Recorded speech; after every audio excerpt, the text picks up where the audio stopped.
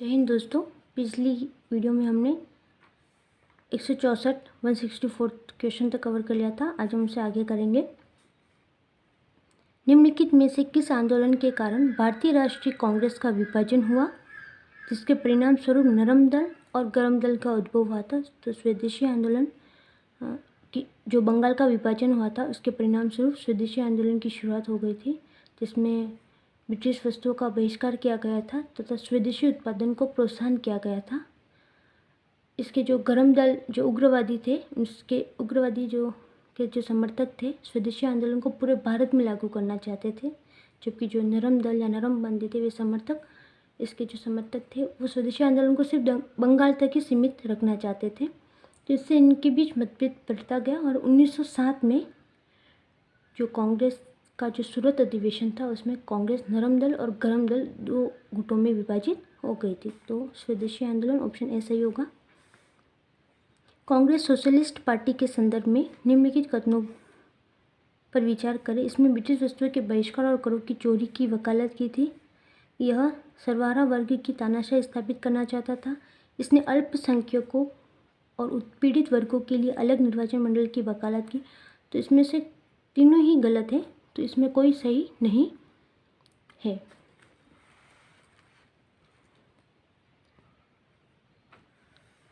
Rowlatt सत्याग्रह के संदर्भ में निम्नलिखित में से कौन सा कथन सही है? रॉलेट अधिनियम सेडिशन कमेटी की सिफारिश पर आधारित था, ये सही है। रॉलेट सत्याग्रह में गांधी जी ने होम रूल लीग का उपयोग करने का प्रयास किया, ये भी सही है। साइमन कमीशन के आगमन के विरुद्ध हुए प्रदर्शन रॉलेट सत्याग्रह के साथ साथ हुए, तो साथ साथ नहीं हुए थे, तो तीसरा जो होगा वो गलत होगा। तो ऑप्शन जो बी होगा वो सही होगा। निम्नलिखित में से किसने अप्रैल 1930 में नमक कानून को तोड़ने के लिए तंजौर तट पर एक मार्च का आयोजन किया था? तो सी राजगोपालाचारी ने तंजौर तट पर, जो कि त्रिचन्नापल्ली से वेद अरण्यम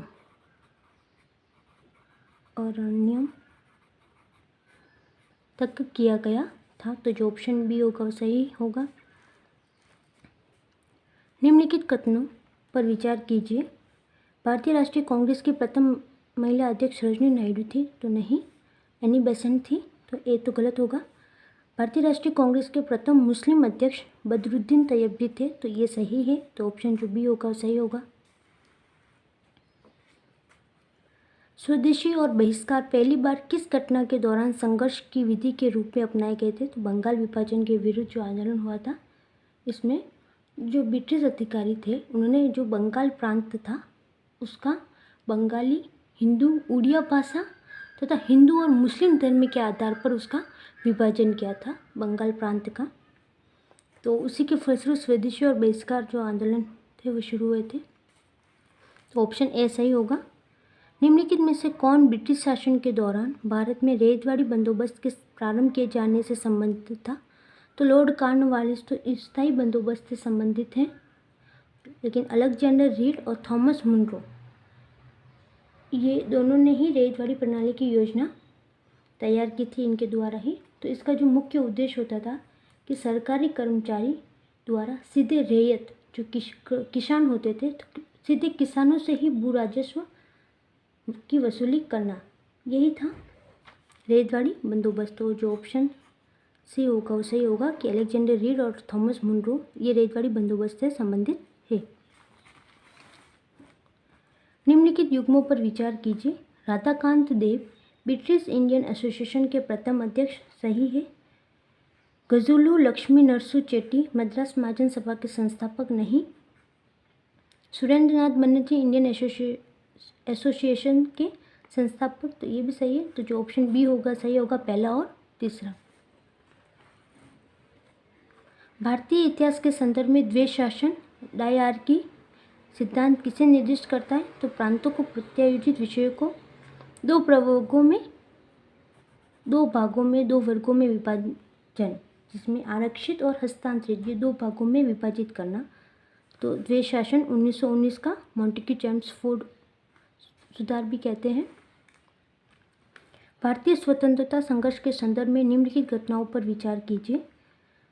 तो रॉयल इंडियन नेवी में जो गदर हुआ था, भारत छोड़ो आंदोलन का प्रारंभ और द्वितीय गोलमेज सम्मेलन, उपरोक्त घटनाओं का सही कालानुक्रम क्या है?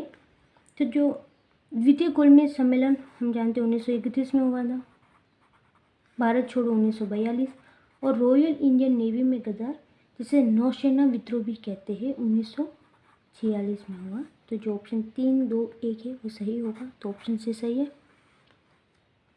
1927 की बटलर कमेटी का उद्देश्य था कि भारत सरकार एवं देशी रियासतों के बीच संबंध सुधारना। तो जो बटलर कमेटी थी को भारतीय राज्यों की समिति के रूप में भी जाना जाता है, भारतीय राज्यों की समिति, बटलर कमेटी। 1929 का व्यापार विवाद अधिनियम, ट्रेड ट्रिब्यूट्स एक्ट निम्नलिखित में से किसका उपबंध करता है? अधिकरणों या ट्रिब्यूनल्स की प्रणाली तथा हड़तालों पर रोक।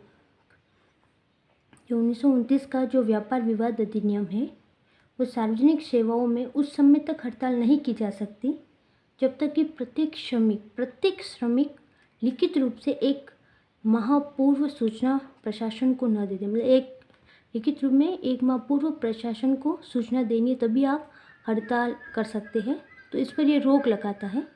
तो जो ऑप्शन डी है वो सही होगा। निम्नलिखित कथनों पर विचार कीजिए। फैक्ट्री एक्ट 1881 औद्योगिक कामगारों की मजदूरी नियत करने के लिए और कामगारों को मजदूर संघ बनाने की दृष्टि से पारित किया गया था, तो नहीं। तो जो लॉर्ड लिपन थे उन्होंने फैक्ट्री एक्ट 1881 लागू किया था ताकि भारत में जो फैक्ट्री श्रमिक है, फैक्ट्री में काम करने वाले श्रमिक, उनकी कार्य स्थिति में सुधार हेतु लागू किया गया था। इसमें 7 वर्ष से कम आयु के बच्चे को फैक्ट्री में कार्य करने पर प्रतिबंध किया गया था और बच्चों के कार्य करने की जो अवधि थी उसको भी घटाई और जो खतरे से युक्त मशीनें थी उनको घेराबंदी हेतु सुनिश्चित किया था जिससे श्रमिकों को नुकसान न पहुंचे। तो पहला तो गलत होगा। NM लोखंडे ब्रिटिश भारत में मजदूर आंदोलन संगठित करने वाले में अग्रगामी थे, तो केवल दूसरा ही सही होगा।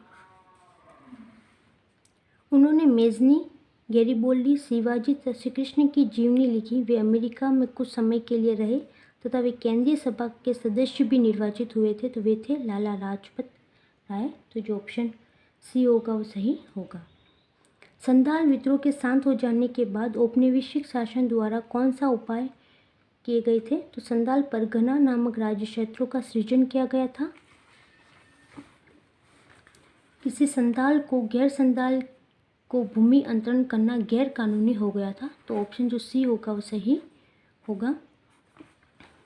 तो जो संथाल विद्रोह हुआ था 1855 से 1856 हुआ था। तो जो संथाल विद्रोह औपनिवेशिक जो राज्य है को आशा थी कि अगर इन्हें कुछ विशेष कानून लागू करते तो संथाल जो लोग हैं वो संतुष्ट हो जाएंगे और फिर कभी भी विद्रोह नहीं करेंगे। ऑप्शन जो सी है वो सही होगा। निम्नलिखित में से कौन सा एक चंपारण सत्याग्रह का अति महत्वपूर्ण पहलू है कि भारत के राष्ट्रीय आंदोलन में किसान असंतोष का सम्मिलित होना? चंपारण सत्याग्रह का एक महत्वपूर्ण पहलू है ये। चंपारण आंदोलन ने ही गांधी जी को राष्ट्रीय स्तर का नेता बना दिया था। तो जो ऑप्शन सी है वो सही होगा। 1990 में निम्नलिखित में से किसने अपना नाम परिवर्तित कर स्वराज सभा रख लिया था? तो all India home rule league ने। जो होम रूल आंदोलन था वो भारतीय स्वतंत्रता संग्राम के इतिहास में प्रथम अखिल भारतीय जन आंदोलन था जिसका नेतृत्व तिलक एवं श्रीमती एनी बेसेंट द्वारा किया गया था। तो इसका नाम बदलकर स्वराज सभा रखा गया था। स्वदेशी आंदोलन के संदर्भ में निम्नलिखित कथनों पर विचार कीजिए। इसने देशी शिल्पकारों के कौशल और उद्योगों को पुनः जीवित करने में योगदान किया, ये सही है। स्वदेशी आंदोलन के एक अवयव के रूप में राष्ट्रीय शिक्षा परिषद की स्थापना हुई थी, तो ये भी सही है। राष्ट्रीय शिक्षा 15 अगस्त 1906 को राष्ट्रीय शिक्षा परिषद की स्थापना हुई थी, तो दोनों ही सही है। तो ऑप्शन जो सी होगा सही होगा। भारत में ब्रिटिश औपनिवेशिक शासन के संदर्भ में निम्नलिखित कथनों पर विचार कीजिए। महात्मा गांधी गिरमिटिया इंडेचर्ड लेबर प्रणाली के उन्मूलन में सहायक थे। गिरमिटिया, तो ये सही है। लॉर्ड चैम्सफोर्ड की वॉर कॉन्फ्रेंस में महात्मा गांधी ने विश्व युद्ध के लिए भारत व्यक्तियों की भर्ती से संबंधित प्रस्ताव का समर्थन नहीं किया था, तो ऐसा नहीं समर्थन किया था उन्होंने। भारत के लोगों द्वारा नमक कानून तोड़े जाने के परिणामस्वरूप औपनिवेशिक शासकों द्वारा भारतीय राष्ट्रीय कांग्रेस को अवैध घोषित कर दिया गया था। तो जो ऑप्शन बी है वो सही है, तो पहला और तीसरा सही होगा। भारतीय राष्ट्रीय आंदोलन के संदर्भ में निम्नलिखित युग्मों पर विचार कीजिए। व्यक्ति आधारित पद, सर तेज बहादुर श्रपू अध्यक्ष थे, अखिल भारतीय उदार संघ के अध्यक्ष थे, तो सही है। केसी नियोगी ये विधानसभा के सदस्य थे, और पीसी जोशी ये भारतीय साम्यवादी दल के महासचिव थे, तो तीनों ही सही होंगे। भारत के इतिहास के संदर्भ में उल गुलान अथवा महान उपद्रव निम्नलिखित में से किस घटना का विवरण था? तो 1899 और 1900 के बिरसा मुंडा विद्रोह का, जो कि 1895 से 1900 तक चला था। तो बिरसा मुंडा विद्रोह को ही इसका जो बिरसा मुंडा विद्रोह जो महाविद्रोह था उसको ही उल गुलान चला था, 1895 से 1900 तक चला था। स्वतंत्रता संग्राम के समय लिखी गई सखाराम गणेश देवस्कर की पुस्तक देशेर कथा के संदर्भ में निम्नलिखित कथनों पर विचार कीजिए। इस पुस्तक ने औपनिवेशिक राज्य द्वारा मस्तिष्क के सम्मोहक विजय के विरोध में चेतावनी दी थी। इस पुस्तक ने स्वदेशी नुक्कड़ नाटकों तथा लोकगीतों को प्रेरित किया था। देवस्कर द्वारा देश शब्द का प्रयोग बंगाल क्षेत्र के विशेष संदर्भ में किया था, तो ऐसा नहीं है बंगाल में ही नहीं बल्कि पूरे भारत के लिए उन्होंने देश शब्द का प्रयोग किया था। तो जो ऑप्शन ए सही होगा, पहला और दूसरा। गांधी इरविन समझौते में निम्नलिखित में से क्या सम्मिलित था? कि राउंड टेबल कॉन्फ्रेंस गोलमेज सम्मेलन में भाग लेने के लिए कांग्रेस को आमंत्रित करना, ये सही था। और असहयोग आंदोलन के संबंध में जारी किए गए अध्यादेश को वापस लेना, ये भी सही था। पुलिस की ज्यादतियों की जांच करने हेतु गांधी जी के सुझाव की स्वीकृति, तो ये नहीं था। और केवल उन्हीं कैदियों की रिहाई जिन पर हिंसा का अभियोग नहीं था, तो जो ऑप्शन बी होगा वो सही होगा। भारतीय इतिहास में 8 अगस्त 1942 के संदर्भ में निम्नलिखित कथनों में से कौन सा सही है? कि AICC द्वारा भारत छोड़ो प्रस्ताव अंगीकार किया गया था।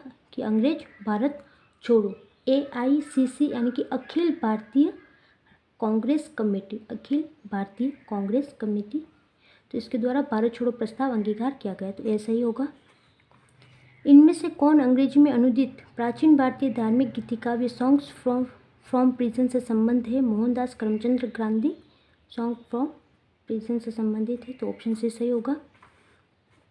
औपनिवेशिक भारत के संदर्भ में शाहनवाज खान, प्रेम कुमार सहगल और गुरबख्श सिंह ढिल्लों याद किए जाते हैं, तो आज़ाद हिंद फौज इंडियन नेशनल आर्मी के अधिकारियों के रूप में याद किए जाते हैं। शाहनवाज खान, प्रेम कुमार सहगल और गुरबख्श सिंह ढिल्लों, तो जो ऑप्शन डी है वो सही होगा। तो भारत का इतिहास आज हमारा यहाँ पर समाप्त हुआ, जिसमें हमने भारत के इतिहास में प्राचीन भारत का इतिहास, मध्यकालीन, आधुनिक और भारतीय राष्ट्रीय आंदोलन, तो ये चारों चैप्टर जो है कंप्लीट कर लिए भारत के इतिहास में। तो अब नेक्स्ट वीडियो में हम भूगोल शुरू करेंगे। तब तक के लिए धन्यवाद। जय हिंद।